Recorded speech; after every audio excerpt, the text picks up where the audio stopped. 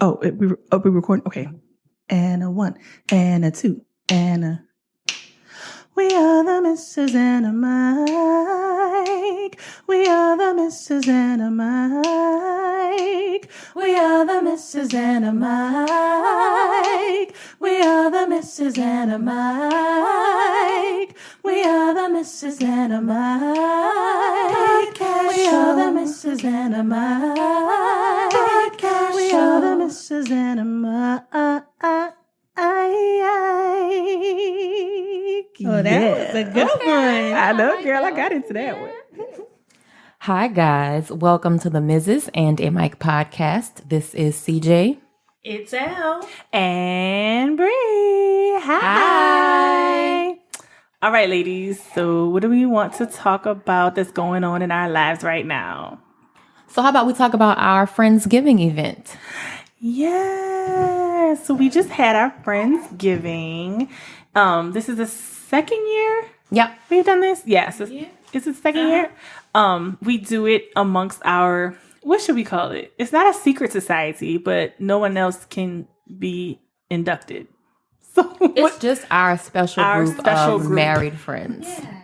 Special group sounds like it could mean a whole lot of other things, though. Like, we're not swingers, if that's... That actually never crossed my mind when you said that. Saying, you know, like some people say, this daddy's special friend. It's like, oh yeah, Miss Emma's your special friend. I get it. All right. What? Yeah, there's none of that going on here. No. No, but so once again, we all came together. We had a meal amongst ourselves with our kids. We probably didn't realize how many kids we have until we had all of them together. Yeah, the funny thing is we really didn't. I don't think we realized how much our group has grown since we first started this. We started out as 8 individuals and we've almost doubled. Yeah, we've almost doubled. It's crazy, but it's a good thing. It's a blessing for sure. Speaking of our multiplication, if you hear the sweetest little noises in the background, that is because Miss L has blessed us with little baby L today. So welcome. Well, I can't say welcome to your first time on the podcast. I think we may have heard her before. This is her official debut. Yes. Officially. Yes. But yeah, so if you all are lucky enough to have a group of friends where all the friends are friends, you should have a Friendsgiving. I also think it's cool because it's a different dynamic than like your family Thanksgiving, you know, Right. like it's would you say like more easy and more about like fun than about like, I don't know, like stress and tradition, I guess. Yeah. So yes, I'm really glad we got to, and we got to all say what we were thankful for, and I'm happy that everybody was thankful for each other. So that means y'all still want me around. Yay! It's a win. Yeah, it was good. For sure. It was really nice. Well, today is a special episode because we have some special guests on this special episode. Whoa. Hey, what's up? Hello, world. That's all you got for the people, babe. Hello, Yes. world. Hello, world.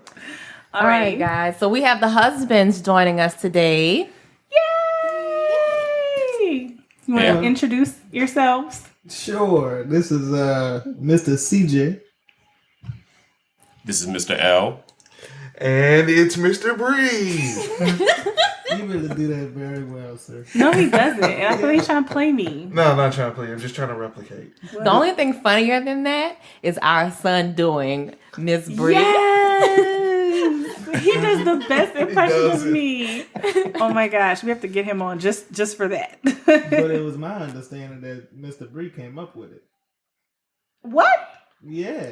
You taking credit for my stuff? I did not take credit for anything. You are about to start a fight on this podcast. As I told the lady in line yesterday, I don't take credit for anything that my wife creates. That's right. Because she was like, oh, you gonna make this pie? And I No. was like, I'm making this pie, ma'am. And don't be asking my husband about no pies. But shout out to her for 2019 being like, men can make pies. She was trying to get one of them pies from you. That may be true. But shout out to Candice with a K, Handice. You remember her name? It was weird. We gotta talk after this. You know it started with a Because K. I was never like, K. wait, We gotta talk after this. isn't it Candice? No, You see, you remember too much. You was paying too much attention. We gotta talk after this. But That's Bree. let's get into the meat of the episode. So, as you guys know, we like to pick your brains about some of the stuff we talk about on the podcast. So, y'all ready? I'm ready. Ready? Everybody's ready? Let's do it. All right. Okay, so first, what do you guys think qualifies as an unrealistic expectation in a relationship?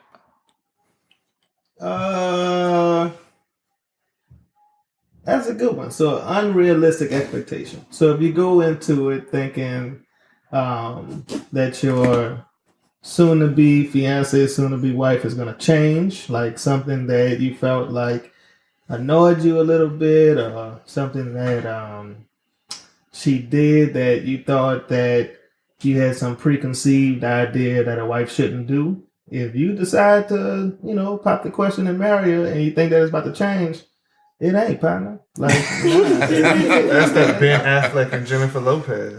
And she thought she was gonna change a drunk and who played poker all the time to like this nice dude who went everywhere with her. But now she got A-Rod, so that's working out though. We are not referring to Ben Affleck as a drunk. That is not the official opinion of the Mrs. and the Mike podcast. Allegedly. There you go. So that we don't get sued.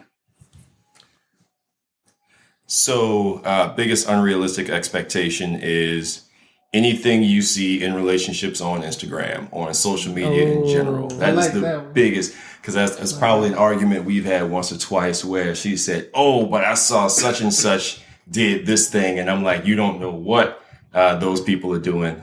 You have no idea what goes on behind closed doors." And we all know everybody needs to stunt for the gram, right? So everybody's relationship is perfect. Everybody travels 5 times a year. And just lives this beautiful life, and that's just not a realistic expectation for a relationship. So that's my biggest thing. That's a good one. That was a good one. All right. So, how do y'all feel about starting to post things that are normal instead of posting like the unrealistic expectation of just the good times? Like, why can't we just post a picture of my wife in the blue bonnet? Like, why can't I put that? Because the psyche likes behind it is that like, oh, I didn't get 20 likes, so that means nobody saw it. So that means it's not important. That's but Instagram's like removing likes. Yeah, they're taking likes away. Once that happens, I think Is that official? Is that they're officially testing. So certain people's accounts have the likes hidden, but mine was not one of those. I still have my little 10 likes that I get. Yes. They still up there, Yeah. I just think it's crazy that really matters to people. It does. The amount of likes. That's a validation. Yeah, absolutely. Yeah. That's interesting. But CJ, would you be against me posting a picture of something normal in our life? I would not be against you posting something normal, just maybe not my blue bonnet. Can I jump in here for just like 1 second? I think what she probably feels is if I can be seen this way in public, it's okay. Yes. She don't wear a bonnet in public. Right. So that's probably not okay. And see, just to confirm that was one of my expectations that I was not going with. As far as if she decided to get comfortable when it's time to get comfortable in a relationship and started to wear this bonnet outside, we would have been filing papers. That's a good idea. But with that being said, because I don't wear it outside, then maybe that's not what I would post on Instagram. Unless we got to the point where we felt like we were comfortable enough being extreme, like displaying our private, personal life as well, as opposed to just our normal day-to-day activities. Well, I was just being very extreme, but we're on the same page as far as posting things on IG, Facebook, and not doing it so often as others. But I'm just tired of the whole people only posting what they think is the good times instead of if like you're going to be the person to post every day, all day, show me, something What's regular. really happening, right? It's not important, but I just feel like you're just doing it for clout or like likes, validation. Yeah. Now, I will admit that I only post pictures when I go on vacation. So I might post like twice a year, but it's definitely when I go on vacation. Yeah, so. It's like, ha, you ain't in Chicago, is you? You should just take like 100 and post them like every day. It's a hashtag life vacation. Yeah, I'm absolutely guilty of that. Yeah, I may only post things with CJ or any other family member. I rarely post just me, or it might be like a political post or something like that. Really? I've never seen you post like a political. The last time I posted something political was a Halloween joke, and it was right before 45-1. And the Halloween joke was Happy Halloween, and it's him sitting in the Oval Office, and I said Happy Halloween, and sure enough, he won. So it's your fault. It's all your fault. Yeah. Okay. Well, I do have an unrealistic expectation I need to add, and it's going to be a very hot take. So somebody go get me a fire extinguisher. When you're dating and you're being courted, don't expect 100% of what that person has done during that time to continue. What do I not do? Time out. Like I said, because I follow in this too. Like, once you get kids and once you start having a real life, you don't have random sushi dates anymore. Can I be honest? When was the last time we had one of those? When's the last time you took me on one of those? Exactly. See what I mean by that? So things will change because you run out of time. You start working more. You have to put more effort into other things. And to save Mr. Bree, he didn't say that it was going to be over. No, I didn't say it as negative. He's taking care of his family, and he loves you all very much. And I'm going to jump in and defend Mr. Bree also. Didn't y'all make an episode about that? About spicing things up because things in life sort of get in the way? I think they did. Somebody right, but Chauncey, get the tape. But what we said was that when things in life get in the way, a good thing to do is go back to the things that you did when you first started dating. Exactly. Not just accept that that's over. Nobody's accepting that it's over. Like, I throw myself out there. I used to do the laundry every Saturday and Sunday. My wife would come home and she would have fresh panties. Yeah. I still have fresh panties. I just do it myself. When the clothes get in the dryer now, they just stay in the dryer. They don't make it to the laundry. They just stay in the dryer. So I was like, I got it this far. I'm tired. Oh my goodness. First the cashier, now this. We really have to talk after this episode. Told y'all, get the fire. So if you feel like you're at a point where things are not as they were when you were dating, listen to our Spice It Up episode and yes, get things back to where they were. Put effort into spice and don't just accept that as the new status quo. Next question. You want to take that? Okay. So the next question, we did an episode on in-laws.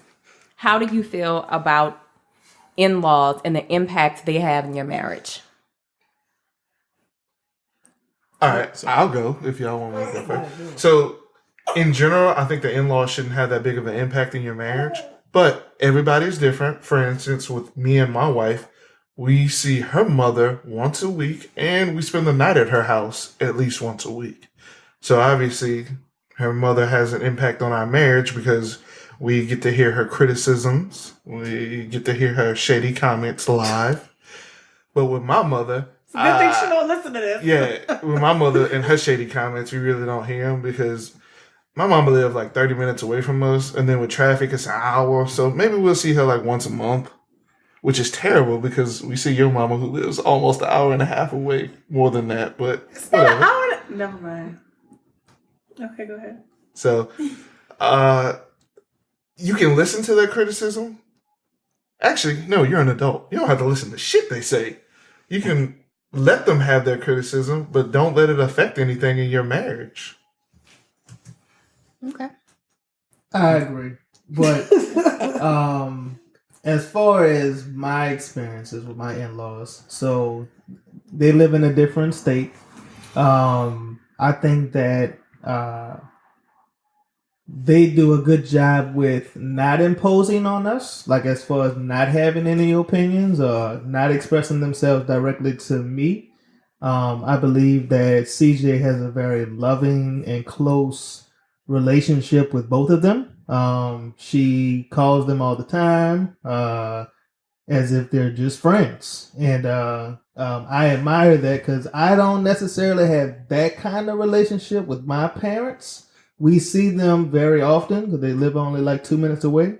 But I mean, as far as the impact that my in-laws have on our marriage, it's very supportive. I think that in-laws CJ, I don't know what to call him.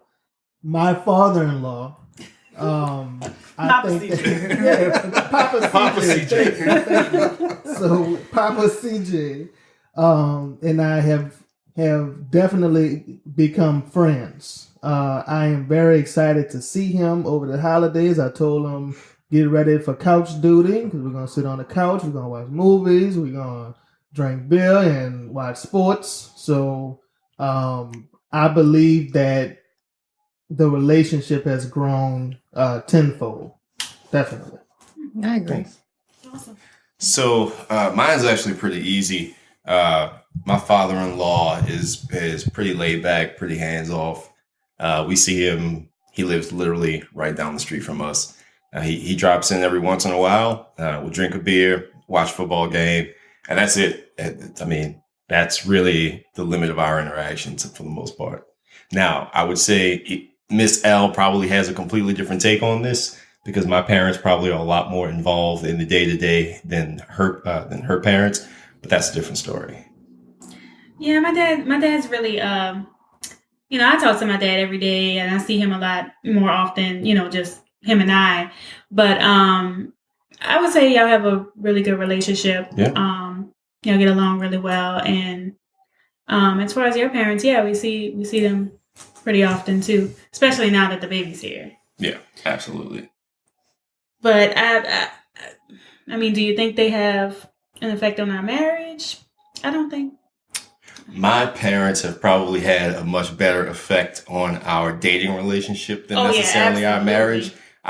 My parents tended to play mediator a lot. So it was actually a pretty decent experience that they were around. We've had an interesting dating career. So that that dating experience was a little more interesting than probably some people's. So having my parents there to kind of they did have a much more of a impact on our dating relationship than our marriage. Now they're like, okay, you guys are married, y'all doing well, Yeah, it's your life. So. Yeah. Okay. So we kind of already touched on this a little bit, but let's get a little bit deeper about social media and the impact that it has on your relationship or relationships you've seen or things you just want to kind of put out there. Anything? Yeah, I'll start. Posting and being on social media really doesn't have an effect on our marriage, but I will say utilization of social media has an effect on our marriage. And I say that because CJ, I know her schedule. When it's time for her to go to bed, she takes about 15 to 45 minutes on social media. And I just, look at her and I, admire her looks and the bonnet and, and you're not letting this bonnet go, huh? The phone in her face, and I just wait and wait. And then I may turn to look at the news for like 10 minutes. And then as soon as I look back, she's snoring. So it's over. Social media has definitely affected our marriage in a positive / note. But all in all, I think that we're both on the same page to make sure that it doesn't translate into jealousy, trying to see something that you want or have these unrealistic expectations that you see people post or anything like that. I think that part of social media has not affected us at all. Can I jump in here for 1 second? I want to kind of modify the question for Mr. Bree, because I know I'm guilty of looking at like other people's posts and being like, look, honey, look, he got her a blah, blah, blah. Or look, she got that new da, da, da, da, da. Does that like bug you? Does it bother you? Does it make you feel inadequate? Does it make you want to punch me in the face? Like, what is it? It moves the meter. None for me. It Really? doesn't bother me positively or negatively. I'm like, all right, great news for them. Doesn't give you gift ideas? Nope. It doesn't give me anything. I'm not even joking. Damn. Like, Step my game up. while I have the mic, as far as social media and our relationship go, my wife deleted the Facebook app. I did. A while Check me back. out. Oh, you did? Yes. So I had to cut the cord because so you know how like Apple gives you like the little breakdown of like your screen time daily and like how much time you spent on each app, and I was spending way too much time on Facebook. And I was also noticing things that I would see were affecting my mood. Like if somebody would post an article by someone that I completely disagreed with, but all the comments were just like the most ignorant shit I've ever read, I would get mad.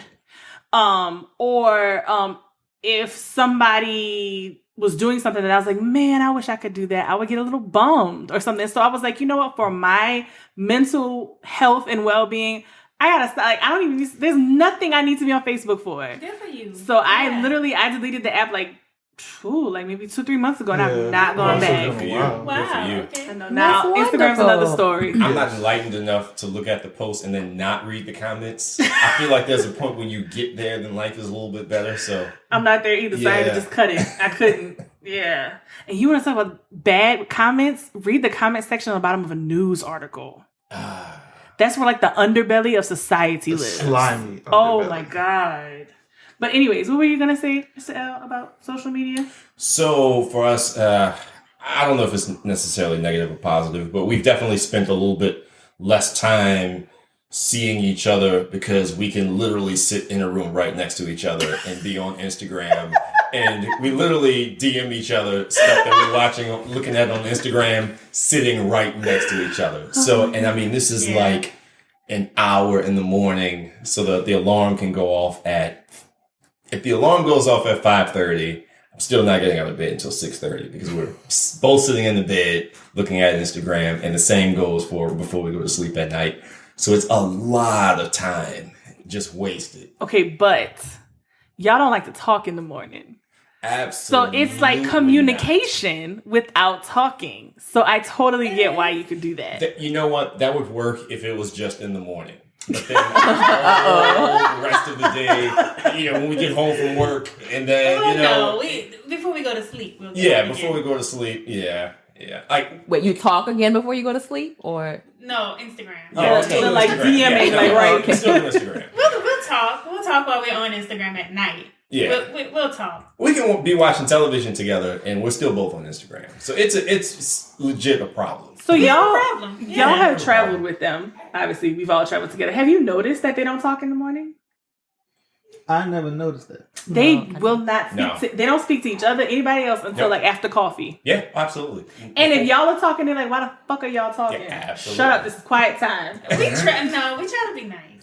Yeah. If somebody talks, we're like, hey.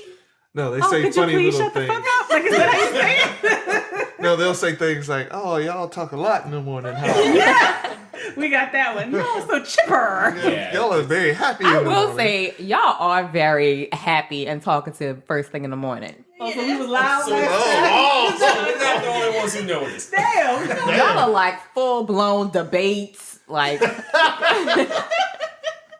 Like, who's well, that no, alert? this is why it's not true because Wait, was this what y'all heard across the hall? yes, Really? yes. Oh, Did y'all hear anything else?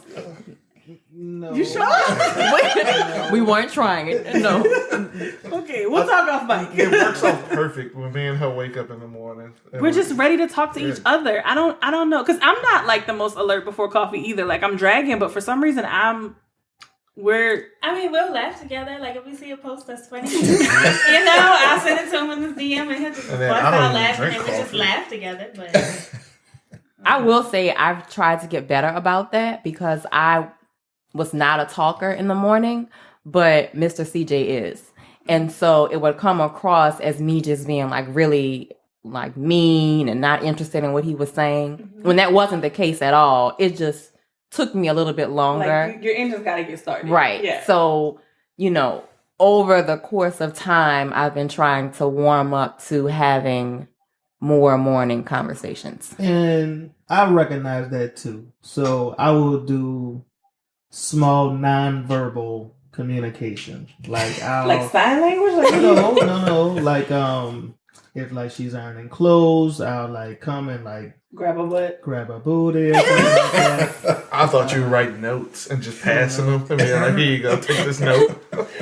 Yeah, so I think it's a 50-50 shared experience as far as the morning conversation. Because I am a morning person. I don't even need to go to sleep early to be able to wake up early. I mean, I do go to sleep late, wake up early. I'm good. I can't do that. But CJ, she gotta go to sleep at this time. She wake up and upset every morning because she gotta wake up at this time, even if we're on vacation and waking up an hour and a half later than what she normally does, and still upset because this morning is just. Not that bad. It's not that bad, but you gotta wait until she warms up because our son is just like it. He needs about 30 minutes of like go off time just to realize that he's awake and let me have a good day today. Yeah, all from mama. We've worked out like this communication set where we just like sort of grunt and point and nod and stuff. Like cave people. Yeah, so that's what all of our communication consists of in the morning until like we leave pretty much, and then it's like a text like like I love you. Yeah, I love you. Have a good day. Yeah, that's probably the only words we use. I love you. Have a good day. Once we're on the way out of the house. Oh my gosh. I have one thing to say about the social media thing that makes me laugh because I thought about it just now. Is my wife will DM me things that she's seen on Instagram. And I'll be like, why you do this? We live together. Like, you can just show it to me later. I'm not going to remember. Once I scroll past the post, yeah, it's gone. It's gone. So if I want you to have that chuckle or that little tidbit of information, I got to send it to you. I don't think I have ever DM'd Mr. CJ. I think I have DM'd Mr. CJ. Like, that's what's crazy. I think I might have sent you... Did I send you, like, a comedy skit not too long ago? It was something. I mean... Yeah, I think so. Yeah, like, that's funny that you don't DM your husband, but I DM your husband. Like, why are you in his DMs? Because everybody should laugh at this comedy skit. And because he didn't pay us, I'm not going to shout him out. But if you follow me personally and you know who I am on social media, hit me a DM. I'll send it to you. It's really funny.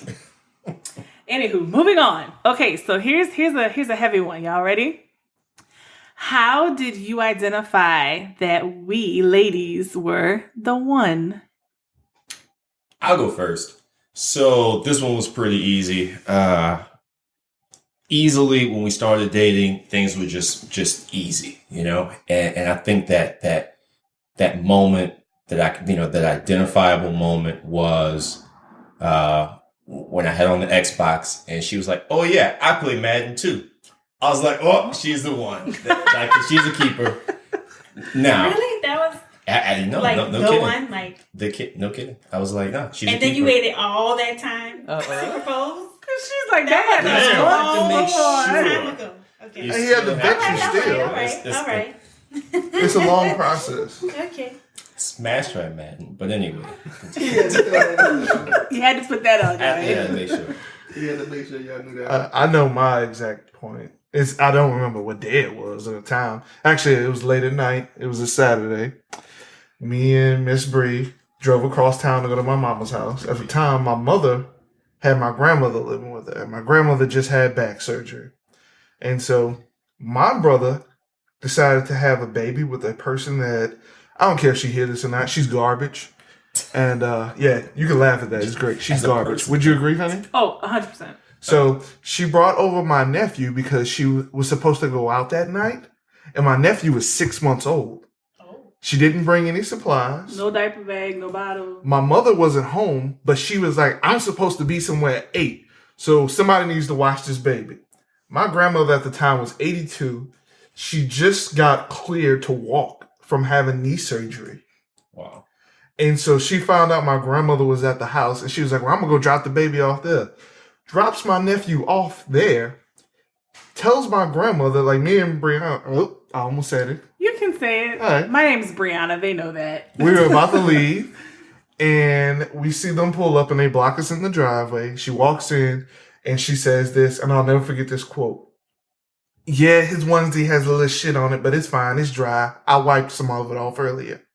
Whoa. So when I hear shit, I'm like, oh, like he threw up or something. No, we're talking about actual human waste.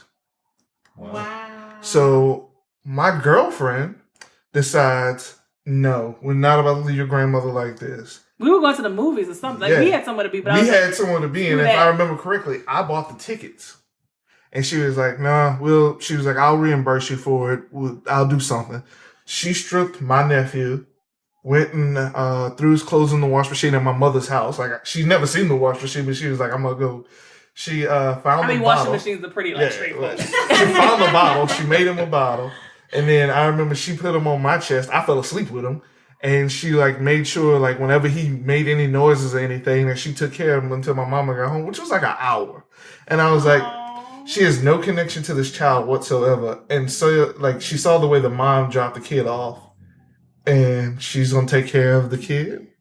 So she just took control. Her mommy instincts kicked in. She didn't have no mommy instincts. She had a dog. Your natural mommy instincts. Right. You had them. You just didn't know they were there yet. Right. No. I mean, I don't know if I've said this before, but I have a gang of nephews. So, like, I had been around babies.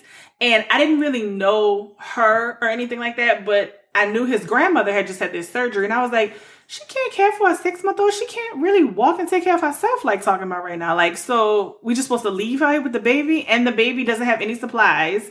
Like, what are we going to do? Like, we can't just, I don't know. I'm the kind of person, I can't just in good conscience just walk away from like a child in need. You know what I mean? And at that point, he was in need of someone to care for him. Mm-hmm. And I felt like, well, of the options, I'm the best candidate. So I got, I wasn't trying to like, oh, let me impress my boyfriend. He gonna think I'm gonna make a good baby mama. Like, I wasn't trying to think that. I was just like, we literally cannot just leave this baby here with nothing and with poop on him and with this woman who is wonderful with kids, but she physically cannot take care of him right now. Mm-hmm. So that was it, huh? Mm-hmm. Good job, Mr. Bree. I like that one. So for us, friendship was the foundation. CJ and I have known each other for a minute. She's my cousin's best friend, and I've been knowing her since like 14 and 15. And when we started dating, this was after college, just on some, couch duty, like Netflix and chill type deal. We used to have the serious conversations about anything from politics to just life and life choices. And for me, I never had a female friend. So whenever I used to chill, it was either get loose or dip. So for me to be so engaged, really. We gotta put that on a t-shirt. So for me to have such a genuine conversation and not even have like that, like sex on the brain nonstop, to like genuinely want to be in her presence, I knew that it was something special. For me, it wasn't immediate, but I woke up one day and the Lord spoke. Drew, you got to do something. Mr. CJ, you got to do something. And I did it. And I made sure that I didn't lose out on the best friend that I knew I had. Aww, that was good. Yeah. Thank you. So basically, it's just like something happens and like a light bulb kind of goes off for you that you're like, okay, there's something special in this person. Is that what would you say? Like all of them had in common? Yeah. Mm-hmm. Okay, I want to flip something. When did y'all know we were the one? We talked about this already. Okay, go again. Yeah, I'll truncate it because we already said it, but it was when I introduced you to him, and I'm pointing at Mr. L for people who don't know, who was like my bestest friend, brother, whatever you want to call him. Basically, I'm convinced like we're gonna do a DNA test one day and find out we actually are related. Like that's pretty much how we were. Like this is my family. And it was right before Christmas, and you had just started dating L also, and we had a random conversation about what are you getting each other for Christmas, and you asked Mr. Bree, and he said whatever she wants. I just want to make her happy. And I created a monster. Oh no, my parents created a monster. I won't even let you sell that shit, baby. I've been this way. I just want good feelings to be passed around since all the women are like, "Aw." Now the guys, we need to be like, "Aw." So anybody else? Where they give y'all the alls when you knew we were? Never mind. Yeah, but the alls feel better in person. Okay, what did you say, CJ? I said for me, there was just a moment when like the light bulb went off, and I realized that Mr. CJ checked is the coolest. That was a good answer. Checked all the boxes of the things that I wanted in a husband, a partner, a father for my kids, and just realized that this is the person that I would be completely ecstatic to spend the rest of my life with. Aww. I don't remember exactly what I said, but I know it was a point where I was just like, I don't want to be without him. Like, I need to be with him. I think it was probably sometime in the first week or two. Oh. Laid it down. I wouldn't say that soon. But I did know early on. Like, I was just like, wow, everything, like you said, it was just easy. And I was like, this is somebody I could spend my life with. So. Oh. Did she make you eat dirt like she made me eat dirt? Shut up. I made you eat dirt. I will never let that down. Oh, you mean Elle made you eat dirt? Yes. Oh, yeah, she did. Not me. I will never let that down. It was good. I liked it. It was dirt. Anyways, so here's a question about like traditional roles and things like that. Did you guys feel like you needed to ask like dad's permission to ask for your wife's hand? Did you get permission from dad? I'll go first. Mine is quick.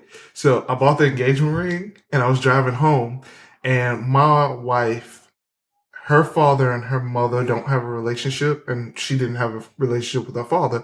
So I was like, I don't need to call nobody daddy. So I was driving home and I was like, I'm going to call her mama. So I called her mama and she was like, yes. And I was like, well, I'm glad you said that because I already bought the ring. She was like, why'd you call? I was like, I didn't want you to be angry at the wedding. Oh, get that far, huh? I didn't want you to be angry. So for me, I'm not that huge on tradition, but I did ask. I don't remember sort of exactly whether I bought the ring or not, but I know I went and asked because I wanted to make sure I did it the right way. Honestly, I don't think he cared so much or that I cared so much, but I know it's kind of one of those things that you're supposed to do. So I went and got it done. Yeah, I mean, he liked you from the start, so it's like he would have been happy either way, I think. For me, I didn't necessarily think it was the traditional thing to do. It just felt like the right thing to do. So CJ's dad is like 6'9", 400. Big old man, right? He did used to be a linebacker. No, just playing. And not necessarily intimidating. When I first met him, he was intimidating. But he's like a big old teddy bear, right? Very nice. And it was maybe like 4 to 5 months before I proposed, I believe. I don't really know the time, but I just knew that I needed to ask. And it was so funny because CJ knew I wanted to speak with him.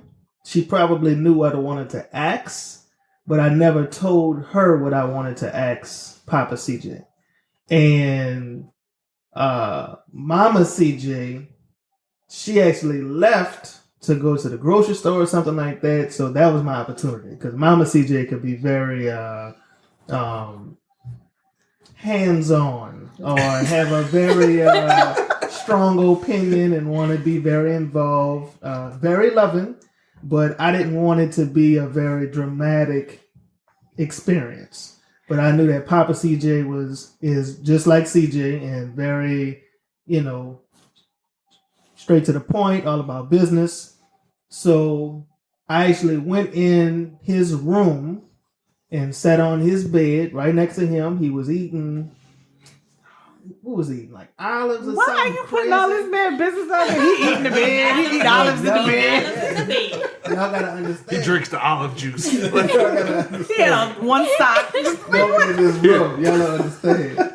Walking in his room was very nerve-wracking. He had a muscle shirt on. The conversation came very natural, and he was very receptive, and I knew that he knew that I loved his daughter. So when he said that if CJ's on board, he's on board, it was all in. So I was good with it.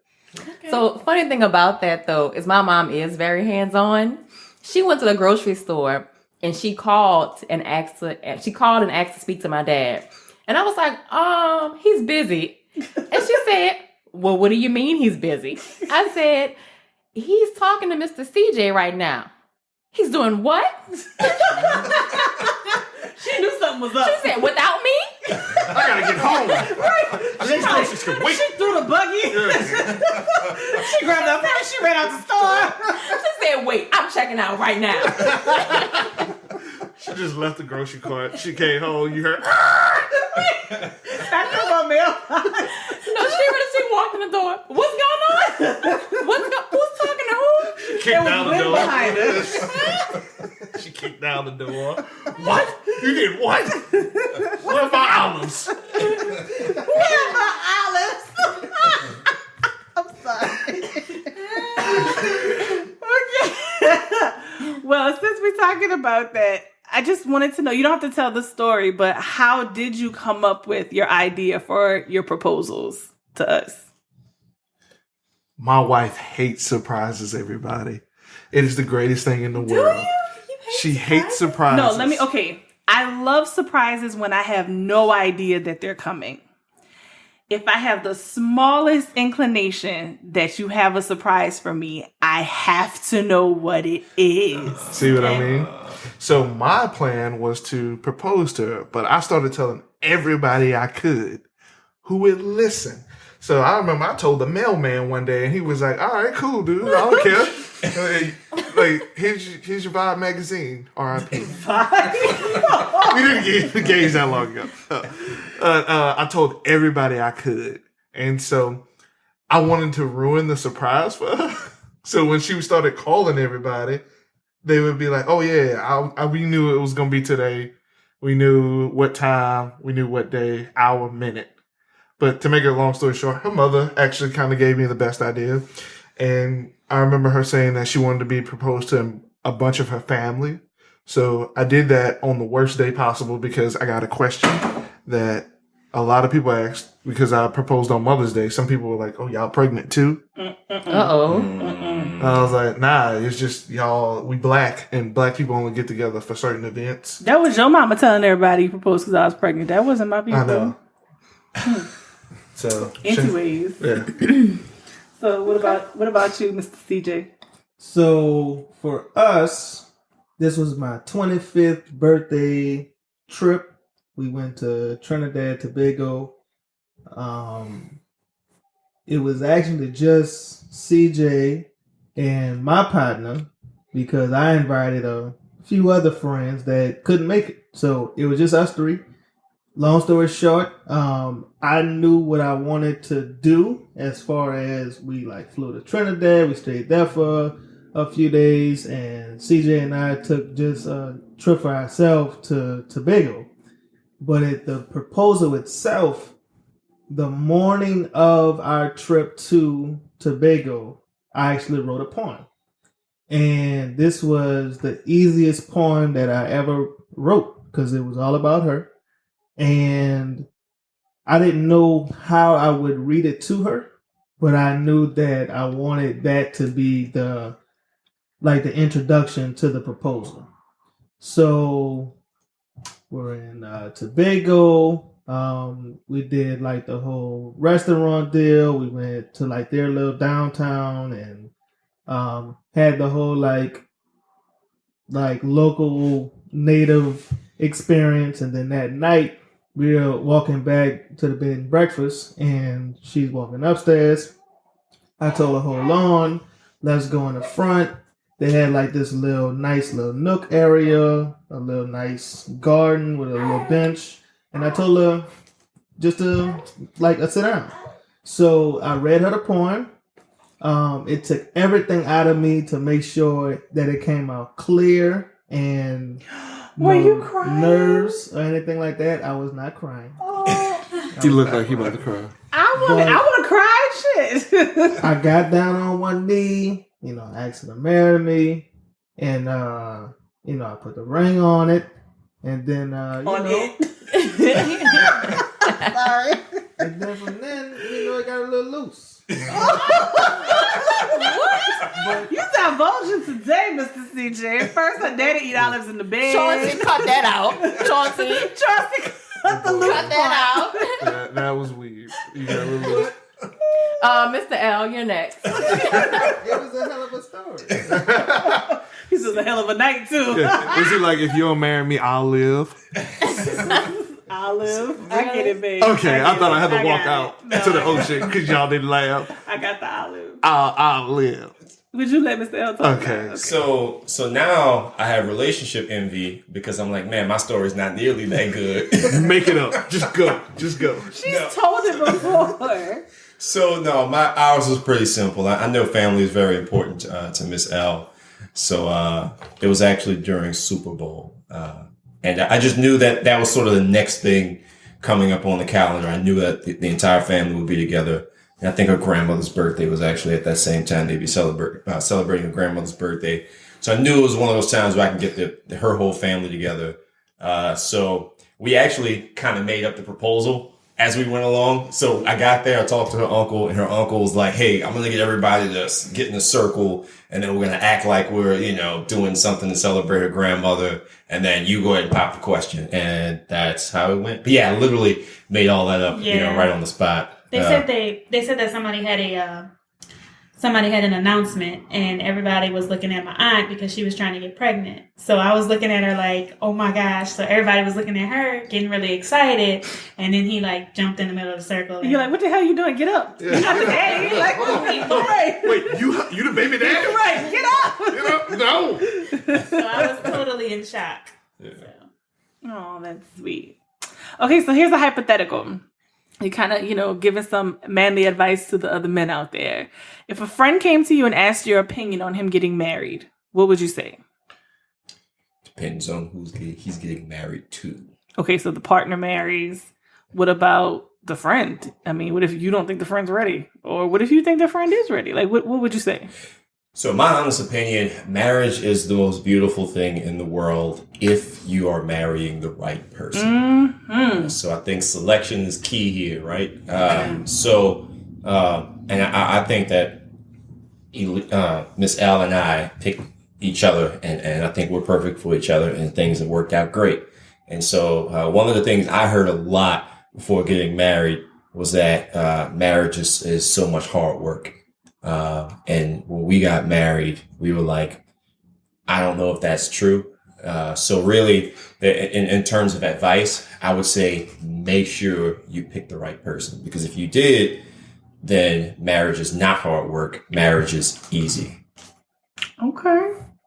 Cool. And for me, if a friend needed advice and wanted to get married, the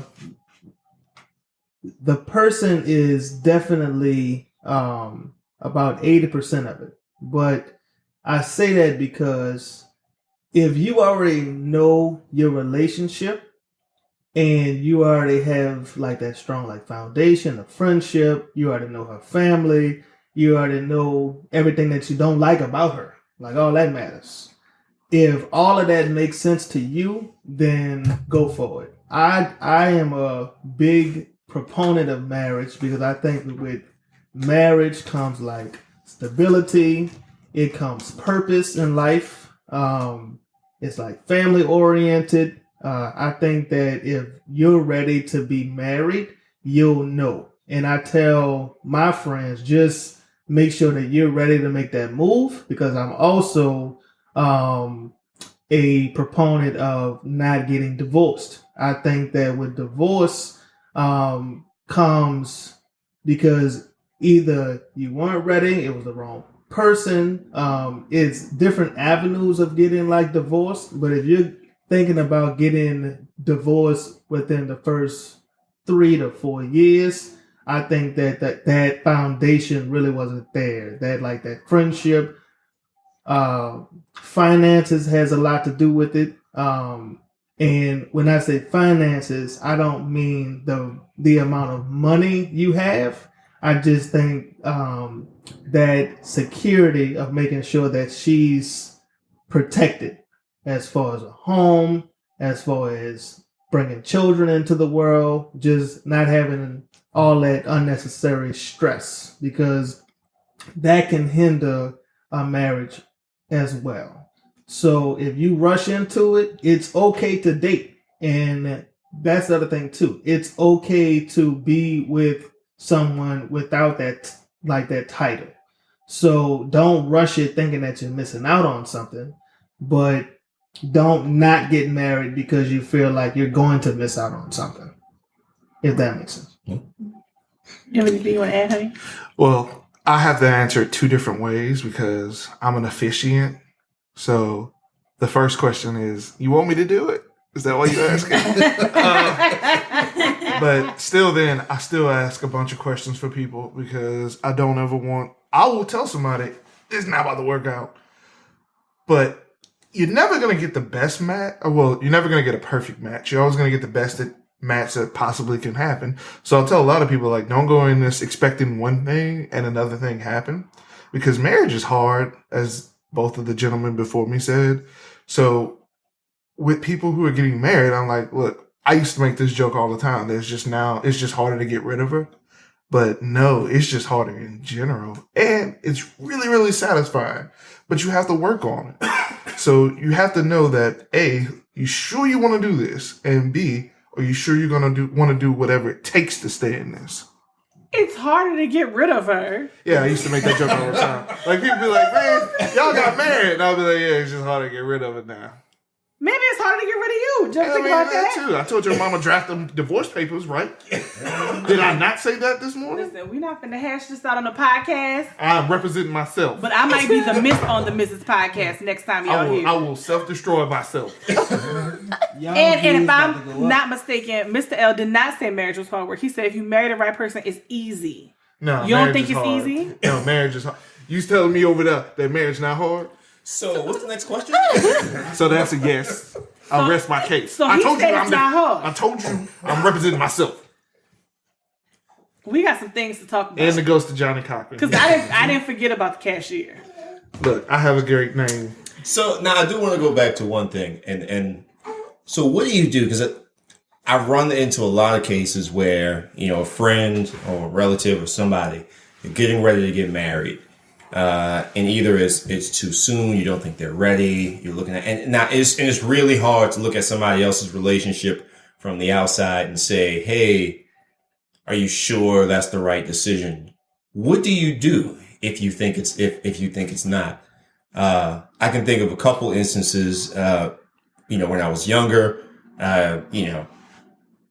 17, 18 years old, 19 years old. Some of your friends get married really early and you're like, hey, it's really early. Maybe this is not the right decision to make right now, and that doesn't always work out. So what do you do?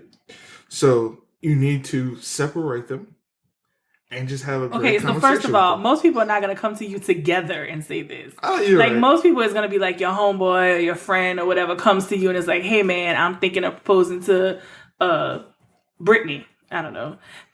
What do you think? And then you have to assess, like, okay, well, I think Brittany's great, but I don't think you're ready. Or are you sure that Brittany's the one? These are my concerns. But I'm gonna preface this with this is what I truly believe. You could tell people whatever the hell you want, they still gonna do what they want to do. Right. Oh, she's right. Yeah.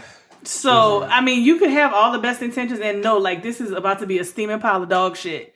They still gonna get married if they want to get married. I did like, a wedding last year, and I was like, it's not about to work. It doesn't even. And I even told them that. And I was like, look, maybe y'all rushing into it a little too soon. No, we love each other. What was it, 3 months? Like 6 months. All right, yes. Yeah, Wow. it didn't. They had a lot of red flags. Yeah. But so in that situation, first of all, I guess assess who it is you're talking to. Is it somebody you're close enough being that honest with? Because if it's kind of like one of them just fringe friends, I might just be like, that's great. You know, congratulations. Brittany's a lucky gal or whatever. If it's somebody like you're really tight to, you probably could have a more like deep talk, you know, and be like, listen, man, like last week you was telling me you thought she wanted to get back with her baby daddy. Like, you sure this, you know, or whatever. Yeah. But at the end of the day, just remember, they're going to do what they want to do. Mm-hmm. So, Yeah, same here. Every wedding I've been in or every close friend that I have that's gotten married, I've always asked, are you sure? Like, is this really what you want to do? Are there any concerns? I even had one friend, I was the maid of honor in her wedding, and I asked her several times before the wedding. I asked her 10 seconds before I walked down the aisle, are you sure this is what you want to do? And every time she said yes. So I knew she was purposely ignoring all of the red flags.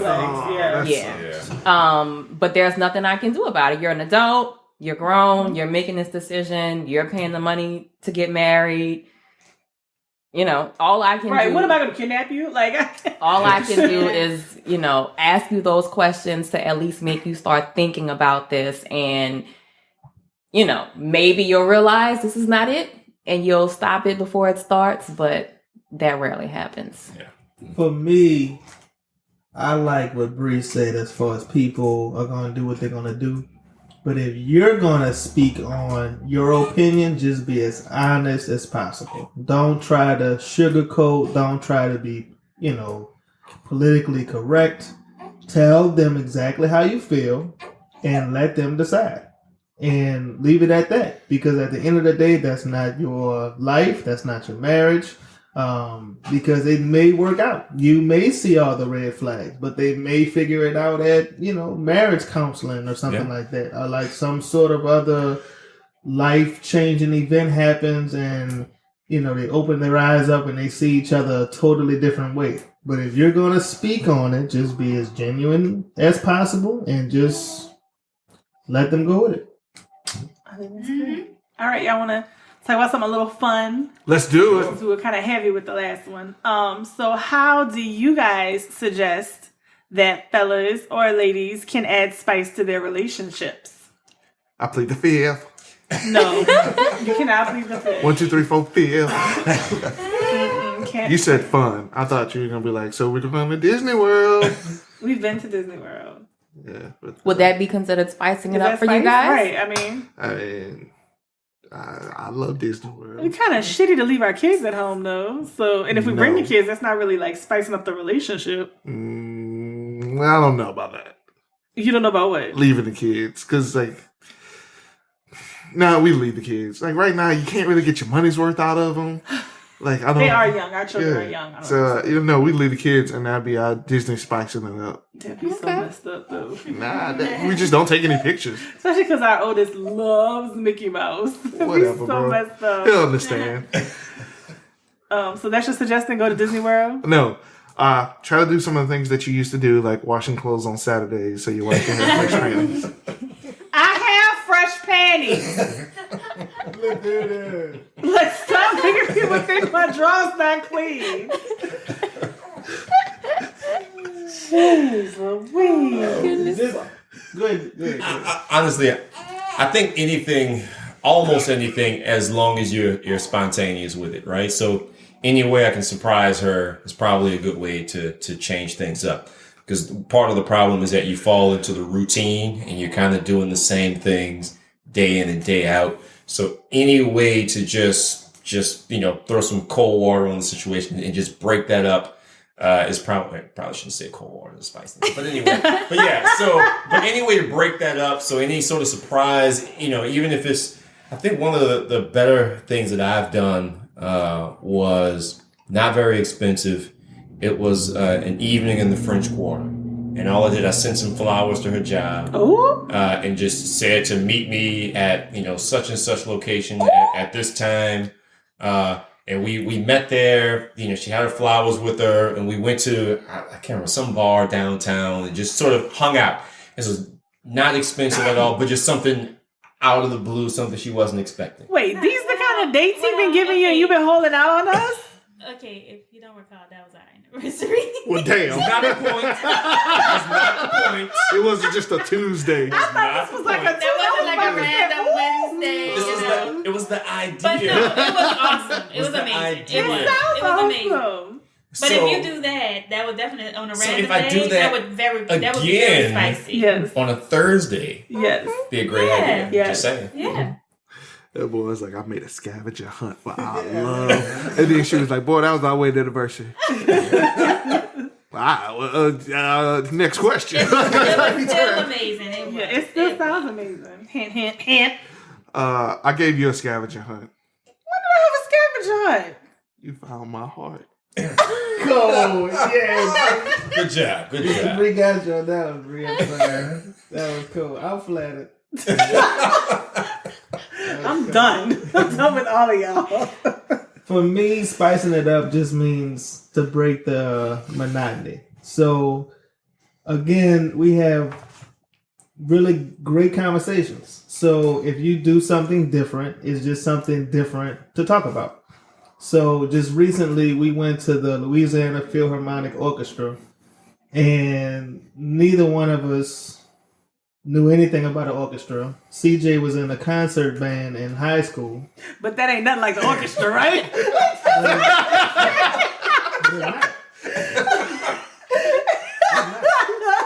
It's You different. said that was at the big time, though, you know. Nah, It wasn't like entertained. professional. I was in that band too. We were cold. Just like We were.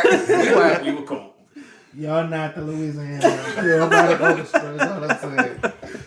But it was so funny because I thought that would, like, show us a little culture, something different, especially me, because I was definitely not cultured at all. A lot of this was very new to me. And it was so funny because our personalities got the best of us.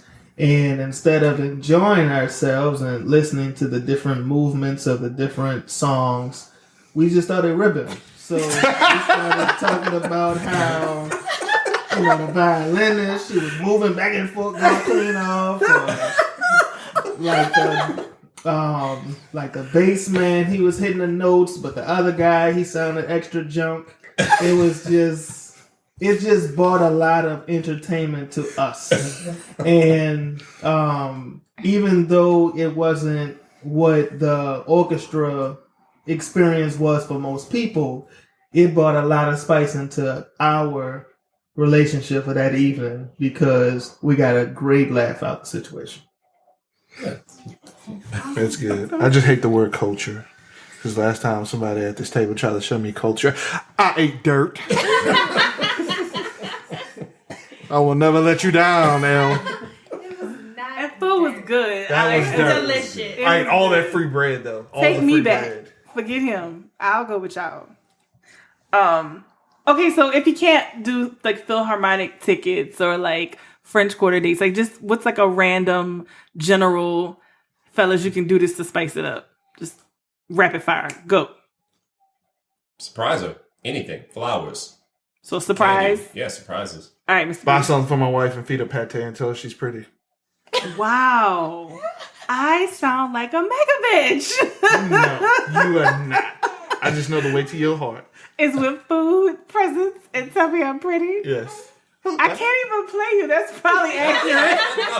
I'm sure plenty women would like that. Yes, that sounds pretty Pretty good. accurate. Yeah, like that. Like you give me some oysters and give me some shoes and tell me I'm pretty and I love You it. are pretty, honey. Thank I you. love you. All right, go ahead. We actually share the Notes app in our iPhones, and that's the grocery list. So I should go to the grocery store before she goes, buy the groceries, and cook dinner. That's so That would be nice. awesome. I can't cook, so. I thought you were gonna say like, but that's not actually like the grocery list. It's like freaky like sex positions I want to try, and I like Me too. I really. I thought that's where this was going. Like it was about to be like real spicy, Real like, spicy. Like, I eat the groceries, and I was like, all right. Instead of getting the groceries, eating the groceries, like no. Whatever, bro. All right, CJ, I think you had the next one, right? Yeah. All right. So, last question for the husbands. How are you maintaining or creating work/life/ everything else balance in your relationship? I'll go. Work/life/ everything balance means that you and your wife are on the same page. And when I say that, knowing the schedule helps out a lot. Especially when you have children, especially when they have maybe a doctor's appointment or they need to go to like t-ball practice after school, or CJ sings in a choir. So just making sure that you know that on Monday evenings, you got to make sure to be home to get the children ready for dinner and baths. Just being on the same page on your schedule. That work-life balance helps when you communicate throughout the day. I think a quick text message, not a long conversation during lunch, but a quick text message to say how your day is going, to see if like your wife is having a bad day at work, or if like she had a quick meeting, how did the meeting go? Just being on the same level as far as a day-to-day activity. I think that when you pay attention to each other as far as what moods they're in, really correlates as far as when both of you all come home, and it translates to having a more peaceful evening. So communication. That's the key. Absolutely. So I would say for me, I don't even know if I have it figured out yet. I started a new job and had a baby all in the same month within the past 2 months. And the new job has higher demands on my time. So the communication probably hasn't been as good as it usually is because since I'm new, you don't want to be on the I can't really pull out my phone as much in the daytime to send her those quick texts. And then after work, there's events and things that I have to attend after work. So I haven't been able to spend as much time with my family the way I'd like to. So honestly, still trying to figure that out. The jury's still out for me. I assume that I don't have a whole lot, much more time to figure it out. He's like, I know I'm on the clock. Yeah, I know I'm on the clock, so I have to get this figured out pretty soon. So I'll be taking advice from y'all. We get out. With me, like, I've done the math sitting in traffic before, and it's like, it's just not fair. This is about to be my rant, that we as Americans have to work 40-hour weeks, because if I break it down, that means I'm supposed to spend 8 hours at work, 8 hours like sleep, and then 8 hours just alive in the 24-hour day. But that never happens because I'm going to go to sleep from 11 to 7, be at work from 7 to 3, and then 3 to 11, I'm supposed to like be interacting with my kids who go to sleep at a certain time. So I've never figured this out. So what I try to do is any off day I have, I just throw it at my wife. Like, I'm yours. Do it with me as you please. Ooh, I love stuff like that. Okay. And see, y'all thinking dirty. I'm just thinking, that's how I get my fresh panties. Yeah. Like. So she'll be like, hey, me and some girls are going to go out to eat tonight. I'm like, all right. Like, there's no objection from me because it's like, this is what I need. And then that time also, because my wife is a stay-at-home wife, that time also allows me to have more time to bond with my kids, because I'm not going to lie, after work, and like one of them acts up, I'm going to just look at her and be like, get your child. Yeah, I hear that all the time. Why your children act like that? Yeah. Get your child. But when I won't say I'm forced to parent, but when I'm the sole parent, POD, parent on duty. Yeah, when I'm the POD, it makes it easier. And then when she comes home, either the house has been destroyed or I'm like, oh, they're already asleep and now it's me and you time. And then she'd be like, boy, please. And I'd be like, all right, yeah, you're right. Don't try to, I do not play you Said, like yeah, that. you're right. You're right. No, the reason why I get the boy, please, because you be like, you got applesauce in your beard. That might be And true. one of the kids is asleep on the couch. That might So be true. you didn't change their clothes at all. And I'm like, yeah, you're right. Yeah. So it sounds like it's an ongoing process. Absolutely. Until I hit them numbers. Right? Until I hit them numbers. Then we all have great balance. I need $1. I got you. I got you. I give you 2. How about that? Hold on. No, you can't. First of all, it'd be my money. That's like a sour grape situation. As we learned on the legal advice episode of the podcast, lottery winnings are not community property. So if I hit it, that's my money. You can't tell me I can't give him $2. I just want $1. Why y'all getting divorced? Because she gave him $2. First, she slid in his DMs. Then she gave him $2. I'm done. All right. So I guess we'll go to the listener question. This is from Larry in New Orleans. Hi, Larry. Hi, Larry. What up, Larry? So Thanks for Larry's listening. question is, it wasn't necessarily for guys, but I feel like maybe you guys can answer it. Why does it feel like women don't appreciate a good man nowadays? They all want thugs and bad boys. Because it's exciting. So y'all think y'all are not exciting? No, because I'm gonna be honest. Once, like, I'm lame. I've always been lame. And once I realized I was lame, I came into my own lame acceptance. But, like, some people are like, oh, I love him because he got on golds in his mouth or he does something dangerous. And they think that's exciting. Okay, pause. I just have to interject here. Lameness is definitely in the eye of the beholder. Because I think the dude with the golds in his mouth is lame. And I don't Very think true. you are. I think I'm lame. You think Bree, would have married a lame dude? Maybe so. Never. Right. Come on. Yeah. Trust me, anybody who's ever known me knows that's not true. But, like, I've heard... Now, maybe I'm just hanging around lower tier people, but I've heard... Oh, Lord. I've heard women refer to, like, men who have done, like, negative things in their life to be better, like, partners, I guess. So I'll say this to Larry. Maybe you are encountering the wrong women. Yeah, hey! There you go. And you are not yet pulling from the pool of women that appreciate a good man. So Larry's taking layups when he should be taking threes. Possibly.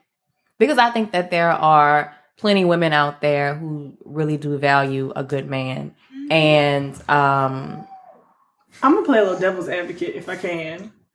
I'm not really sure what makes Larry think necessarily he's a good guy. I mean, He might just be misplaced in his own frustration with his inability to find a woman who, wants him.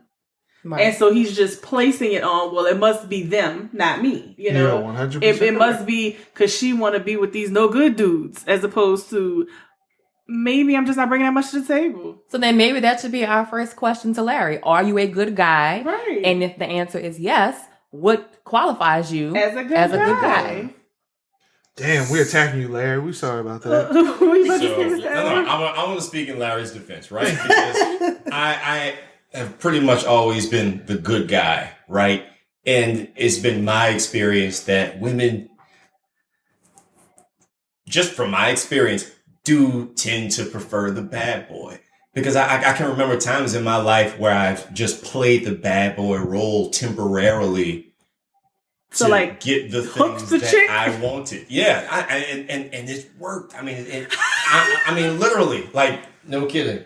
And so it is kind of a wonder why so many women do just go for that bad boy, and they look at the future potential and the stability, and they're like, yeah, I don't want any of that stuff. Yeah, I want this guy who's gonna, cheat on me and, ride some motorcycle and stuff. I mean, like that. Rihanna even had a song called Rude Boy. Yeah. Like, nobody has a song about, like, being a good guy that they want.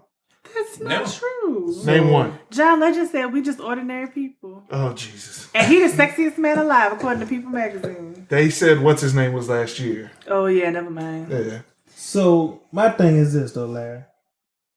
So it's not about the women wanting the bad guy. It's those women wanting a good story. So they don't necessarily want a relationship. They just want the story. Yeah, I was with such and such, the thug, or whoever the case may be that you think is a bad boy. They just want to tell their friends about that story. But you don't even need to be involved with whoever you trying to shoot on if that's the personality that they have, if they're looking for the story. So you're saying they just want the entertainment factor that comes with being with a bad guy, a bad boy. So you saying like the chick that's with like Nino Brown is only with him so she could tell her homegirls, yeah, I'm with Nino Brown? Yes. I have something. And it has nothing to do with the fact that like he could provide her protection, money, excitement. Hold on. Nino Brown versus Pookie Brown is completely different. Nino Brown, he feel like I'm the good guy. He feel like he the good guy. And a good guy since he's able to provide these things.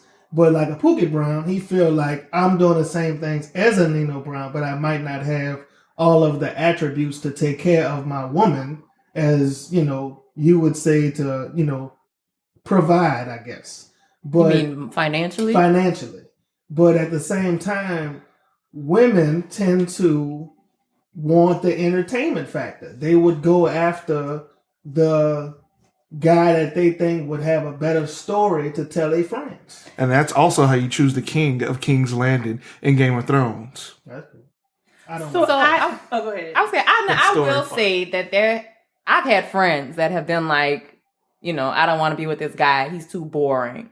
And then end up with somebody. I've been that person before. And end up with somebody who's trash because it's more exciting or, there's more drama involved. But I guess my thing is, I don't understand why we're just automatically associating like boring good and excitement bad. Because you're saying like Nino thinks he's a good guy. Like he genuinely might be a good guy to her in that relationship and treat her like an absolute queen. Now don't steal his money because then he's gonna put a bullet in your brain in broad daylight. I mean, y'all saw New Jack City, but just because he's a gangster doesn't mean to her he's not a good guy. And just because Pookie is boring and stable doesn't mean he is a good guy, because he might be trash in a relationship. He might be controlling. He might be manipulative. He might not be willing to compromise.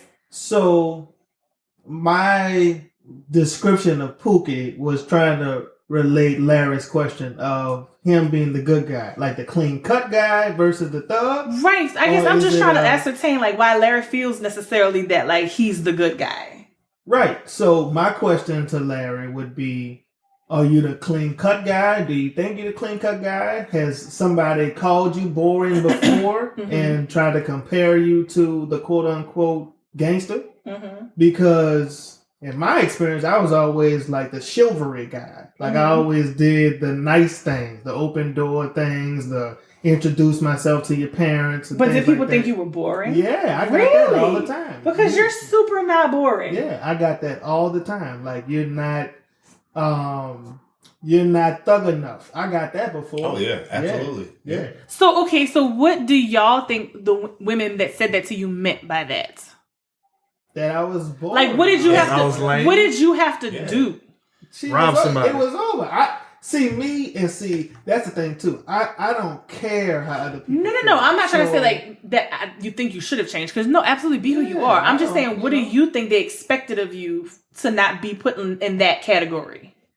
Like if she was like, oh, you're boring or whatever because you're too nice or too chivalrous or whatever, what do you think she wanted you to do to where the next time she saw you, she was like, I totally misjudged you. Oh my God. Didn't you say like one of the girls was like saying you were too nice, but then like you don't even talk bad to me kind of thing? Curse or anything like that. Okay, then she has a problem. She had to go. She needed therapy. Like, it was over. I dated a girl once who was like, yeah, my ex-boyfriend, we would like have fights and like he threw a shoe at me. And I'm like, I don't know if you can really expect that from me. Yeah, I'm not about to do that. Nah, I'm not about to assault you. So I think, okay, all right. So first question, Larry, are you a good guy? And if so, why?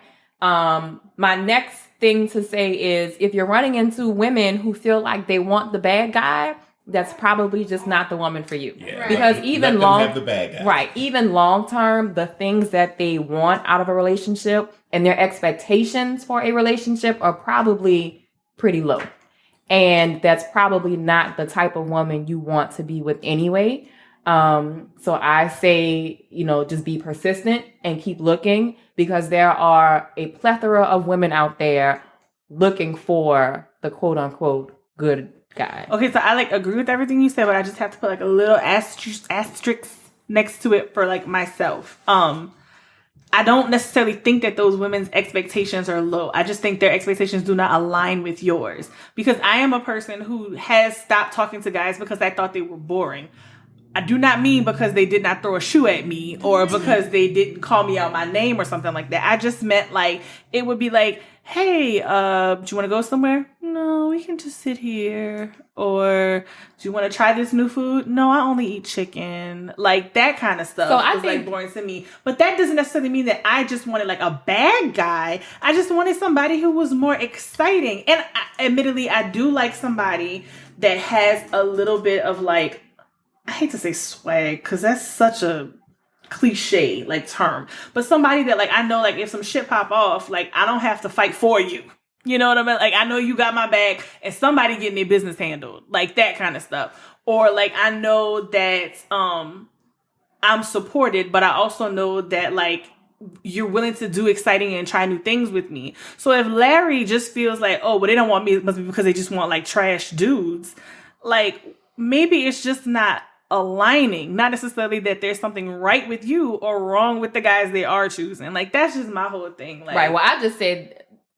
So I agree with what you're saying. In that regard, because his question said they want the thugs and the bad boys. Right. Now, she legit does want somebody to go upside her head all the time, but then, say a prayer for her and let her go. Right. Yeah. Look here, let her go. We're not trying to groom little Ike Turners here. Do what you're going to do. Thuggish, ruggish bone. Right. I mean, everybody wants thuggish. Never mind. All right. The point being that there is somebody out there for you, and we encourage you to keep looking. Yes. But don't hate on all the women, because women do want a good guy. They just want somebody who meshes with what they think a good guy is. Right. Right. And clearly you can see based on this conversation, everybody has a different interpretation of what a good guy really is. Right. But all of us agree, we don't just want thugs. So I don't know, Larry, where you meeting these chicks at? And that's the bigger question. And don't play the quote unquote thug or whatever. So don't do what Mr. L did. Don't play the role. Don't be somebody you're not. So did you put an earring in and you're hey bitch, get in this core? When you doing that? Dreadlocks. Why do you have an Oakland accent though? Yeah. When you just did that. Hey, you either gonna get in this car, cuz, or I'm gonna snatch you out this car, cuz. I'm just trying to figure out, what do you mean you protected? You said let the gun on your hip? Clothes. Big, huge, baggy white t-shirts. Oh, Lord. Sagging jabots. Jabots? G-Nights. You knew him at the time. Why are you acting surprised? Yeah, don't act surprised. No, because, this is the thing. I remember clothes like this. I just don't remember behavior like this. Put it that way. And I just thought he was going through, teenage boys. Yeah. They all, 18, 19, they were all kind of acting like that. Yeah. I had them too. See? You had to reasonable. No. Tees what? Tees, bows, and reeds. What you said? Tees reasonable? I was gonna say a white t-shirt, some khaki pants, some all stars, or somebody for the dance. I said shirt. No, okay, that's not my code for the day. Anyways, all right. So Larry, I don't know how much help you got out of that, but I hope it helps some. Oh, Larry. Something in there helps. Larry's more confused than ever. Probably. You know what, Larry? Just stop talking to the women you're talking to and go out and meet some new chicks. That's all you need to do. Don't worry about what the other ones want. Just go for something that you didn't think you would want. There you go. Because you might find what you need and what you want in somebody you never thought would give it to you. Me and Miss Bree hated each other. Absolutely. I've said this before. We hated each other the first 6 months of knowing each other. Girl, if you'd have told me the day I met him that was gonna be my husband, I'd have been like, you out your MFing mind. Like I would have been like, wait, I gotta give her 2 babies? Did we get drunk or something? Like what's going on? Alrighty. All right. Well, we would like to thank the husbands Yes. for joining us. Chauncey, put an applause track in there for us. Right there. Thanks, Chauncey. Thank you. Appreciate it. And thank you to Chauncey for all of our sound effects. I just love that and Chauncey everything. just sits over there and says nothing. I know he's good and quiet, unlike some other people. Speaking of which, Chauncey told me that this would be one of the last episodes of the year. It would be one of the last, but it's not the last. But So, it's one of. I'm gonna take over the duties of doing the quote Oh, from my wife All right. Let's okay. hear it. to put the y'all quote's in, community property now, to huh? put y'all in the spirit.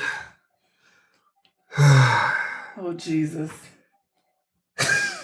Why you acting like that? Because it's about to be some shenanigans. Go ahead. Okay, this quote is from a great artist.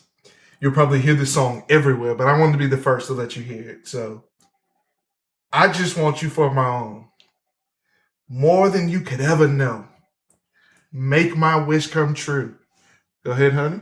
Oh, no. Go ahead. It's your quote. You got to do it. All I want for Christmas is you. That was good. Well, thank you. Is And that what you saying all you want for Christmas is me, though? Yeah, and some other things. Size 13, oatmeal, fear gods. And Oh, who's the quote by? Oh, that would be the one and only Miss Mariah Carey. I know that for Yes. sure. Yes. All right. Thanks, guys, for listening. If you would like to reach out to us, you can email us at mrsandamike@gmail.com. And you can also reach us on Instagram, Facebook, and Twitter at Mrs. and a Mike.